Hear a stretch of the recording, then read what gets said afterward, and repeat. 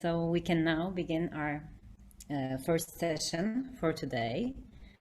And I don't want to take much of your time, so I just want to remind you some of our basic things about the speech. Speeches will be like 20 minutes, as you know, all know, maybe from yesterday, right? So 20 minutes for the speeches. So, and then we will have a Q&A. And the Q&A will be either you can raise your hand, or if you're an attendee, you can just write to us in chat so that we can either give you some permission for opening your microphone, or maybe you just can write it to chat also, so I can read it. So, okay, I will now introduce our first speaker in the session. So let me see.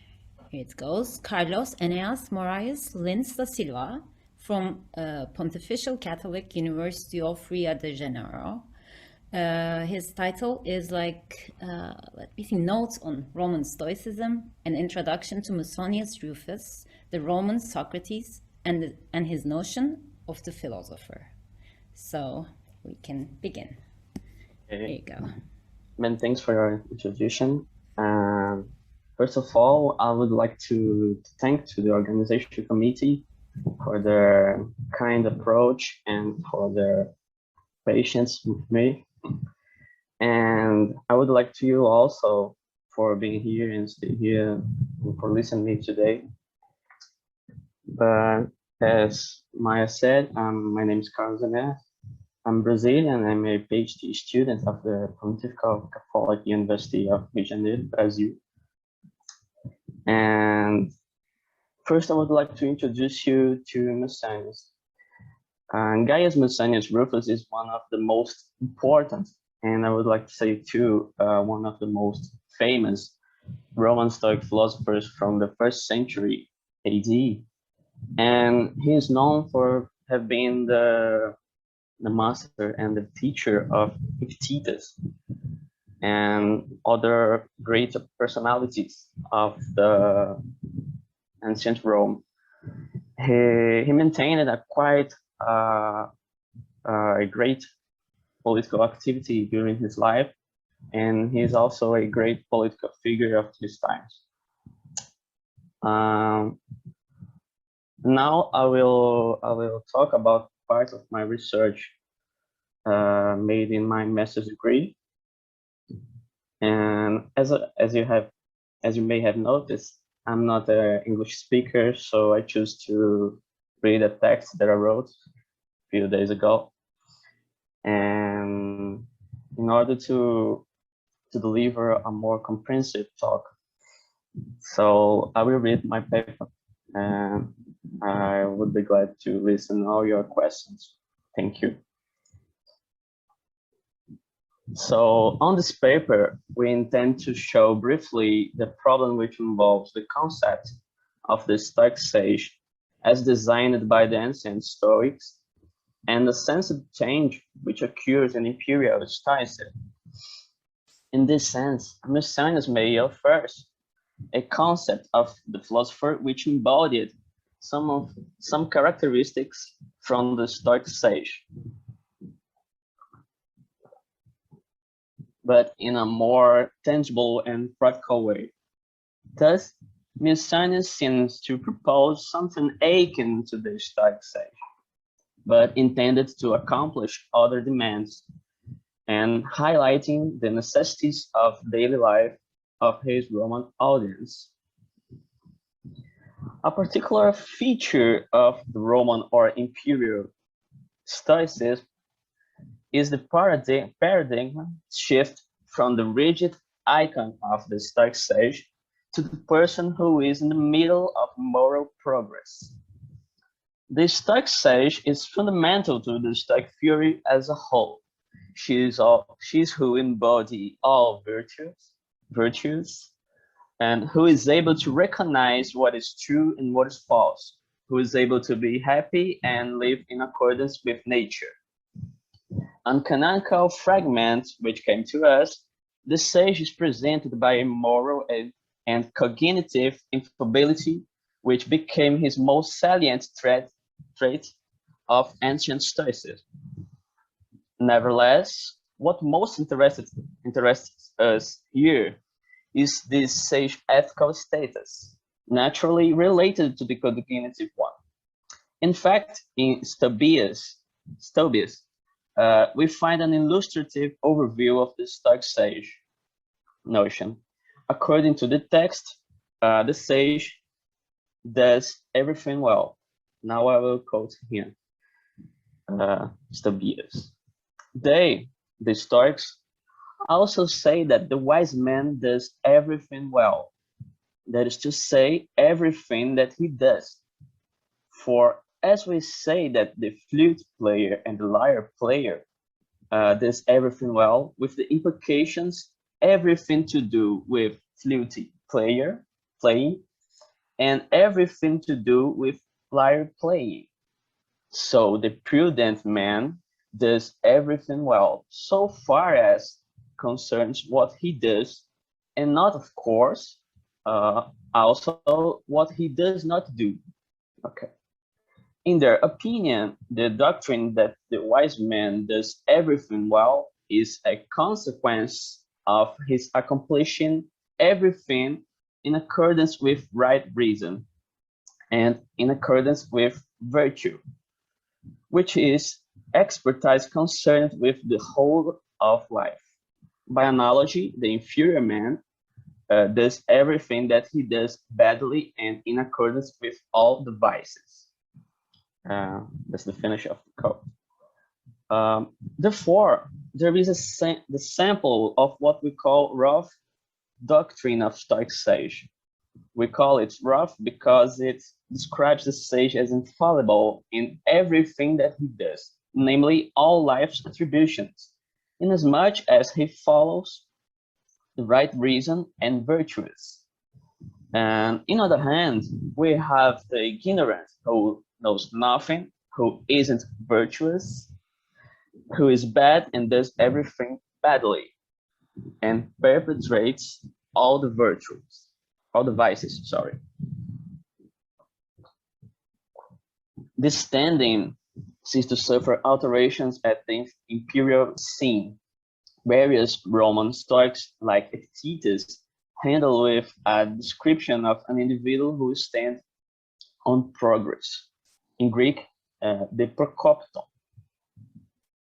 Musonius, in turn, maintains that virtue is the only path through which life is rightly led, and that this path is accessible to all, whereas each individual is wired to instruction and then accomplish her natural tendency to virtue.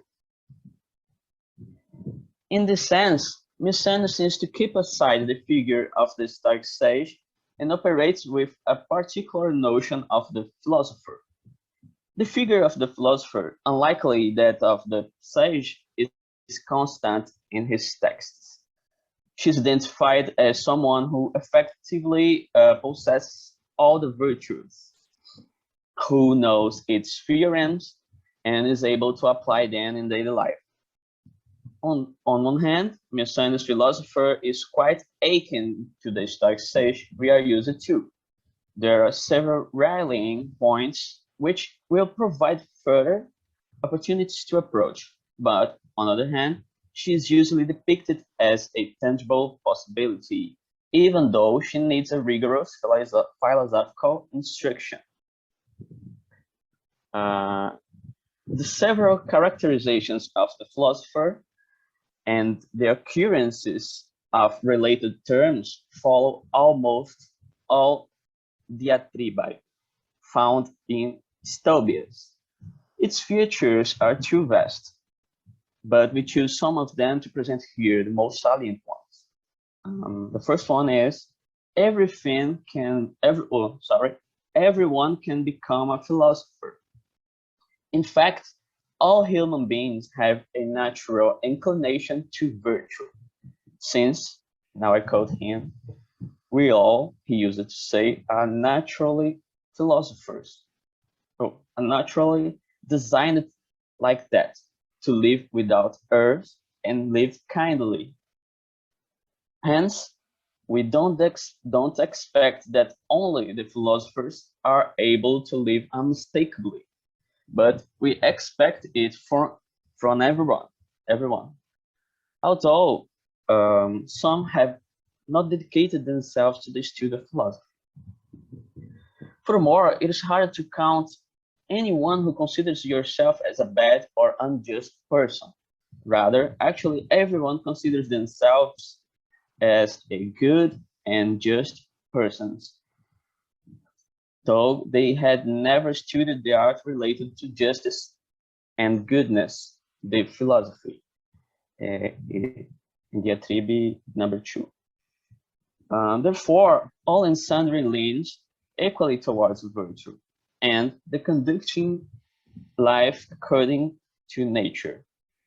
And to accomplish this tendency in a way to fulfill our nature, it is necessary to educate ourselves on the art of philosophy, on the art of life, philosophy. In fact, to Musonius, both men and women, and now I'm quoting him here, and in diatribe number 2 and 4, young people, as he writes in diatribe number 4 and 15, old people, kings, as well as citizens, or even slaves and freedmen should seek for philosophical instruction in order to learn the good life and to produce virtues on themselves. In sum, reading the diatribe, we perceive Musonius' intention to convince his audience that the famous Stoic thesis that all human beings have a natural tendency to virtue is true. And to accomplish this natural familiarity, in Greek, oikeiosis physe, we must devote ourselves to learn the science about life, in Greek, episteme peribion, which is the philosophy. Then, in order to produce and poem the virtues in ourselves, we all must study philosophy. Another essential feature of the philosopher is she knows all virtues and is quintessentially concerned with perfect conduction of life, which is the study and practice or of philosophical principles. Ergo, the philosopher is by necessity virtuous. She knows the principles of philosophy, and she is able to apply them to particular cases. In fact, as endowed with these features, the philosopher is both a telos, an end, for those who study philosophy, and a professor or a master, able to teach others. For instance, in diatribe number 7, Musonius works with the thesis that kings must study philosophy in order to become good rulers. Thus, she is the end of the philosophical instruction. But in other moments, she is treated as a teacher concerned with the Stoic principles, something like a guide to virtue. A magnificent statement found in diatribe number 14 sums up this role. Now I will quote him. In fact, the philosopher must be, with no doubt, a guide and master for humans in everything that by nature concerns human being. According to Musonius, the philosopher is the great interpreter of nature, able to distinguish what is kataphysin, in English, what is in accordance to nature, and what is not. She is then represented as the holder of the knowledge regarding human excellence, trained to act according to virtue as well as to teach others to do so. It's possible to conclude that Musonius considers the philosopher as a paradigm for the right action, someone who must show a magnanimous and stable character towards any and all hindrances. He must also be an example to others and show a deep concern for others in his individual actions, differentiating positively a notion of community. However, we have good reasons to think that the philosopher conceived by Musonius resembles somehow the Stoic sage as stressed by the ancient Stoa. As we said at this point, the philosopher must be the best and the fairest of all human beings. She must show a self-controlled and sensible character. Thereby, in diatribe number 16, dedicated to support the thesis that a son must not obey his parents in all circumstances, namely to study philosophy, even if it is denied by parents. Musonius describes the features of those who study philosophy, depicting what Zeus expects from us as his children. In this sense, we could say that the philosopher is outlined by the conduct of the child dedicated to philosophize, obeying the divine call for philosophical formation. Now I will quote Musonius himself. His commandment and law is that a human being be just, righteous, kind, self-controlled, magnanimous, above pain and pleasure, and devoid of all envy and treachery. Stated briefly, the law of Zeus orders the human being to be good, and being good is the same thing as being a philosopher. If you obey your father, you will be following a human being, but if you pursue philosophy, you will be following Zeus. It's therefore clear that you should choose to study philosophy. We suppose that these would be the characteristics that best describes the conception of the philosopher for Musonius. There are addressed some of the cardinal Stoic virtues, like dikaiosune, justice, and sophrosine, prudence, as well as other features praised by Musonius throughout all the diatribae, as for instance, self-control, described by the Greek expression kretoponon and kretoedonon. In English, be superior to pain and to pleasure.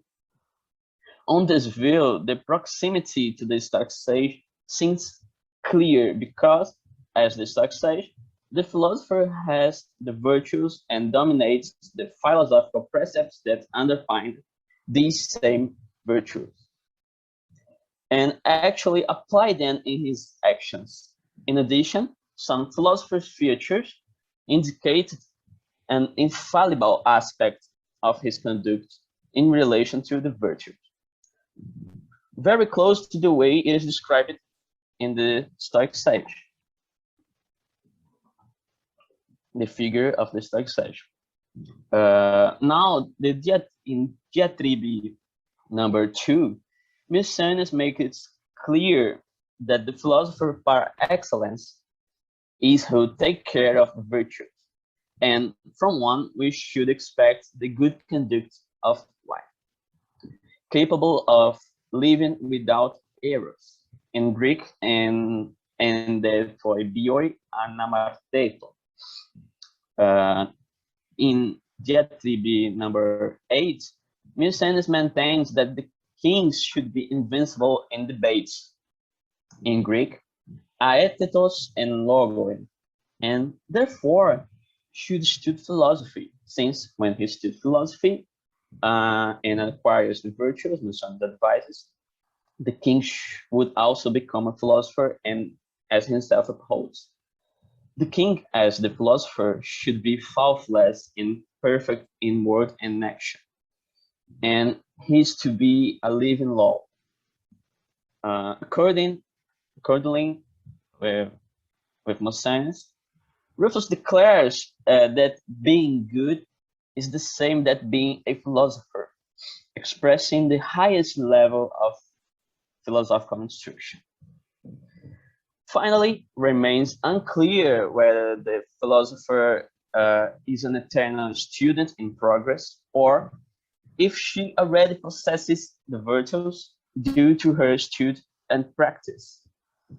This doubt appears to us because sometimes the philosopher is identified as a good woman or good man, and therefore already virtuous, as she was a finished paradigm of virtue. But in other times, she's related to the study and the practice. Our hypothesis is that Musonius recognizes the applied student as the philosopher, who already demonstrates the virtues in his daily practice, being a kind of sophos mitigated, a mitigated sage, displaying definitive characteristics, but yet mundane and possible. Thus, the philosopher is the end of Musonius' educational project, and everyone can achieve this end. Old men, young women, men, kings, or slaves. In this sense, if the philosopher is one in which the virtues flourish, for the same reason, everyone should be a philosopher. Virtues are the tools for good life completely. So it is suitable to all kinds of life. We would say that the philosopher embodies, in a sense, faith in the strength of philosophy to change lives for those who dedicate themselves entirely to its cultivation.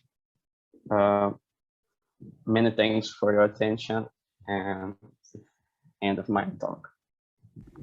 Thank you very much, Carlos. So it was a very nice speech. Thank you. So we can proceed with the Q&A. If you have any questions, you can raise your hand. And I will also look at the chat. So firstly, Philip, I think you can ask. Thanks a lot for introducing us to a philosopher of whom at least I haven't heard of yet. It's been a while since I engaged with the Stoics, but as far as I remember, they encouraged people to withdraw themselves from the public sphere. I guess it's latobiosas, if I remember it correctly. And because you mentioned that I'm sorry, I've forgotten his name. A point is that kings should be philosophers. So Musonius tells us that, and I was wondering how this maps onto the Stoic doctrine of not engaging in politics. So did he reject this doctrine? Did he try to somehow reconcile the necessity for politics with the idea that everyone should be a Stoic philosopher? Can you tell us anything about that? Okay, many thanks for your question. It's a great issue to approach. And yeah, there are this view that the Stoics do not engage in politics, then it is not it's not true, because we saw these philosophers from the Roman scene and imperial scene. They are very concerned with the public good. You know, Musonius, for instance, was exiled for even at least 2 times in his life by orders of Nero himself, and he is quite concerned with the a well-structured family and a well-structured society. And I think that this view that the Stoics are not concerned with the public shows are more suitable to the Epicurists, you know. And it's a misunderstood because when we read their texts, we see that philosophers like Seneca and Epictetus, Marcus Aurelius, Musonius himself, and Chrysippus too, they have quite interesting views on society, and they think that everyone could be a philosopher and should study philosophy to demonstrate its principles and in his daily life, especially Musonius. And I think that it's quite interesting, and it will be important to the issue of the Stoic theory of oikeiosis, in English, appropriation, which is my issue in the PhD, my main issue in PhD.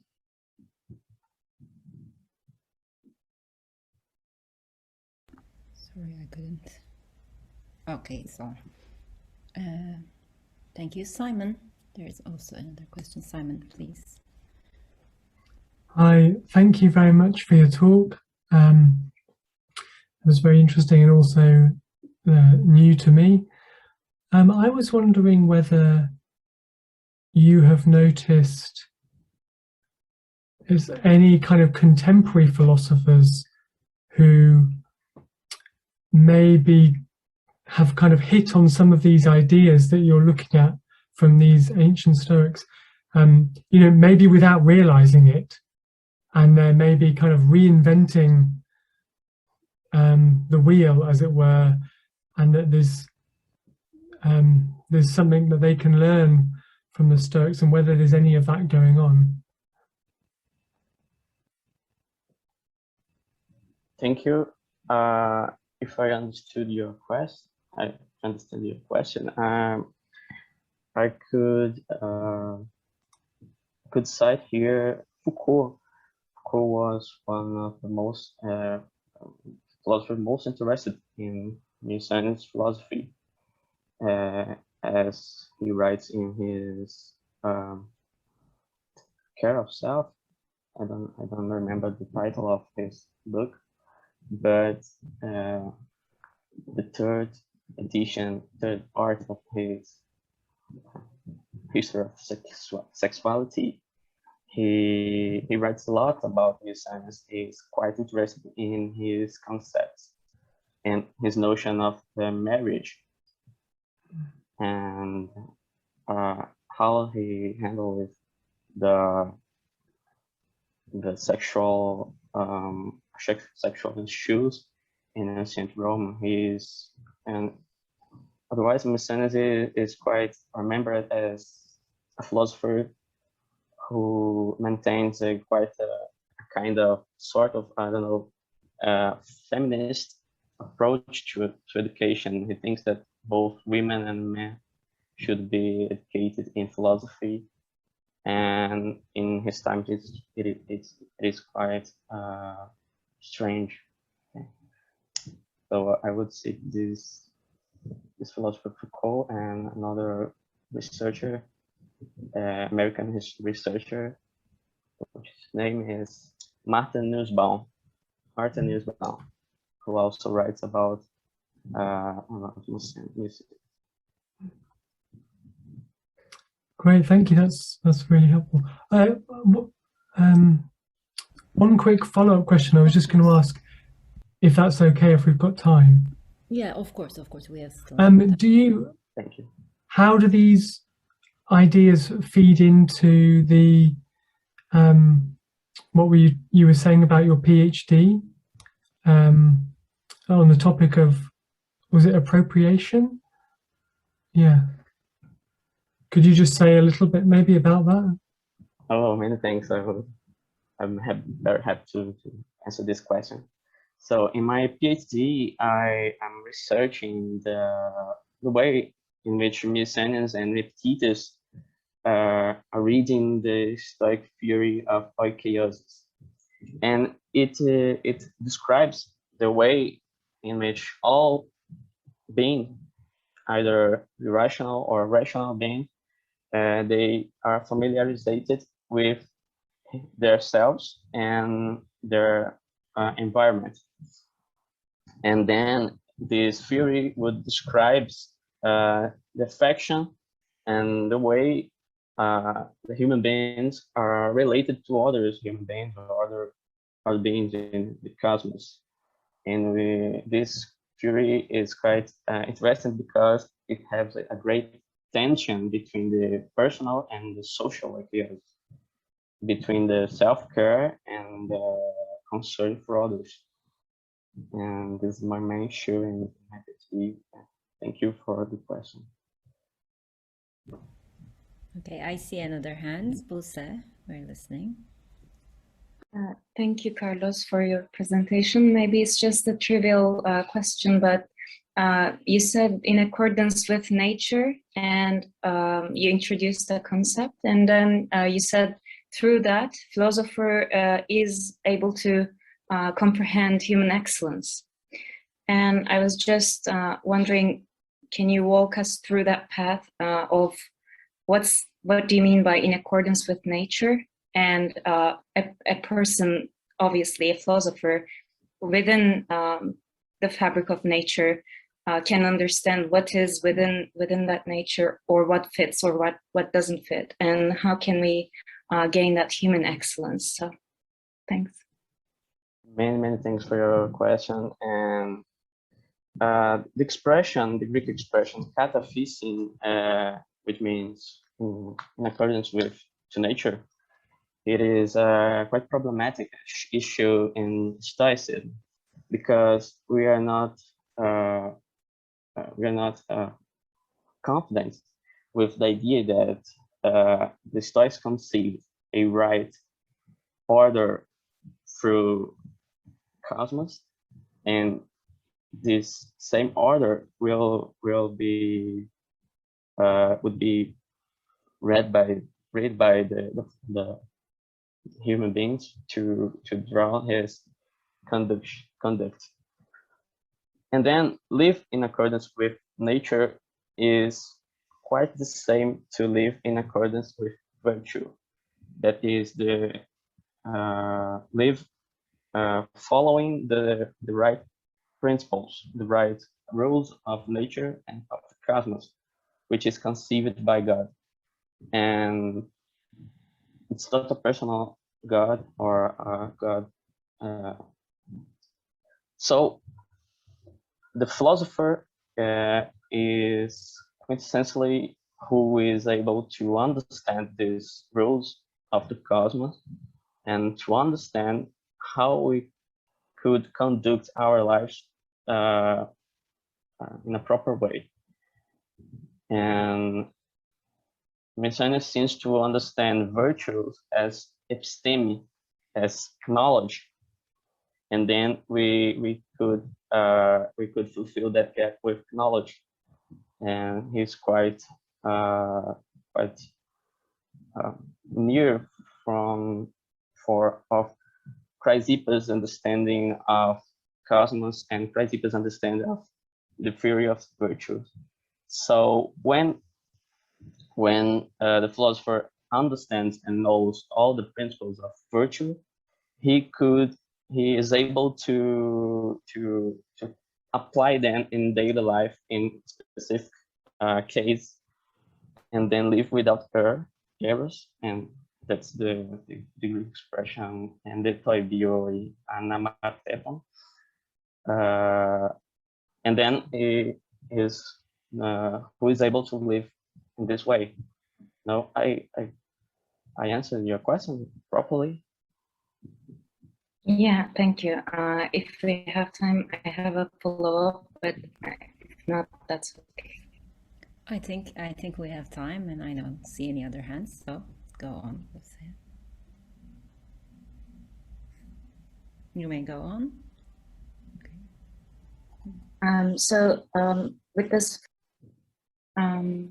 so do you hear me now?